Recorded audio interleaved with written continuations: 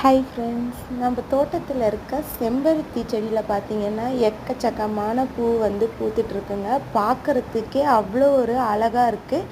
எங்கள் வீட்டில் இருக்கக்கூடிய விஷயத்தில் அழகான விஷயத்தில் இந்த செம்பருத்தி செடியும் ஒன்று. இதில் பூ பூத்தது பார்த்திங்கன்னா அவ்வளோ அழகாக இருக்கும். வீட்டை வந்து பார்க்கவே, தோட்டத்தை பார்க்கவே அவ்வளோ ஒரு அழகாக இருக்கும்.